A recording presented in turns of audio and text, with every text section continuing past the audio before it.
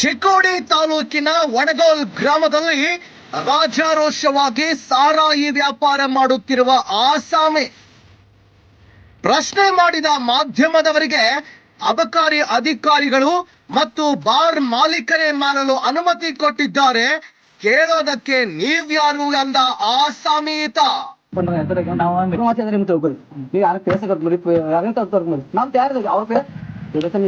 ಲಕ್ಷ್ಮೀ ಸಿಕ್ಕಿ ಹೋಗಿ ಮಾತಾಡ್ತೀವ್ರಿ.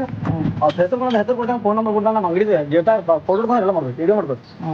ಯಾಕೆ ತಂದಿಲ್ರಿ ಅಂತಂದ್ರೆ ನಾವು ಯಾಕಿದ್ದೆ ಯಾವ್ದಂದ್ರೆ ನಮ್ಮ ಮಾರ್ಕೆಟ್ ಅಂಗಡಿ ತಮ್ಗೆ ನಮ್ಮ ಅಪ್ಪ ಅಂದ್ರೆ ಪಕ್ಕದ ಅಂಗಡಿ ಮಾರ್ಗಳು ಬರ್ತಿದ್ದ, ಅವ್ರಿಗೆ ತುಗಿದು ಮಾಡ್ತಿದ್ರಿ, ನಾವು ಇನ್ನೂ ಮಾಡ್ತೀವಿ. ನಾಯಿಂದ ಬಂದ್ ಮಾಡಿದೆ ನಾವು ಮತ್ತೆ ಎಕ್ಸೈಸ್ ತೋರಿಸಲ್ರಿ ಬುಕ್ ಇದೆ ಅಷ್ಟ ಅಕ್ಷಿ ನಾವು ಇರಂಗಿಲ್ತೀವಿ.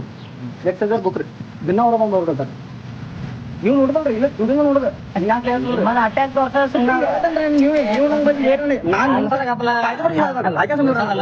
ವಾರದೊಂದ್ಸಲ ಬರ್ತಾರೆ ಎಕ್ಸೈಸ್, ಇನ್ನೊಂದ್ಸಲ ಗೇಟ್ ಬೈಕೊಂಡು ಬರ್ತಾರೆ. ಅವ್ರನ್ನ ಹಿಡ್ಕೊಂಡಿರಲ್ಲ, ನಮ್ಮ ತಪ್ಪಿಲ್ಲ, ಅವ್ರ ತಪ್ಪಿದೆ, ನಮ್ಮ ತಪ್ಪಿಲ್ಲ. ನಾವು ಹೌದು ವೀಕ್ಷಕರೇ, ಮೇಲ್ನೋಟಕ್ಕೆ ಕಿರಾಣಿ ಅಂಗಡಿ ನಡೆಸುತ್ತಿರುವ ಈ ವ್ಯಕ್ತಿ ಅಕ್ರಮವಾಗಿ ಮಾಡುತ್ತಿರುವ ಕೆಲಸ ನೋಡಿದ್ರೆ ನೀವು ಬೆಚ್ಚಿ ಬೀಳೋದು ಖಚಿತ.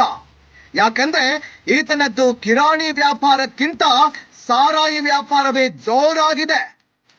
ಯಾರ ಭಯವೂ ಇಲ್ಲದೆ ಇಷ್ಟೊಂದು ರಾಜಾರೋಷವಾಗಿ ಮಾರಾಟ ಮಾಡುತ್ತಿರುವ ಈ ಆಸಾಮಿಗೆ ಕಡಿವಾಣ ಬೀಳೋದು ಯಾವಾಗ? ಇವರಿಗೆ ಹೇಳೋರು ಕೇಳೋರು ಯಾರೂ ಇಲ್ವಾ? ಮತ್ತು ಈತ ಮಾಡುತ್ತಿರುವ ಈ ವ್ಯಾಪಾರಕ್ಕೆ ಯಾರ ಕುಮ್ಮಕ್ಕು ಇದೆ ಅಂತ ಕಾಯ್ದು ನೋಡಬೇಕಾಗಿದೆ.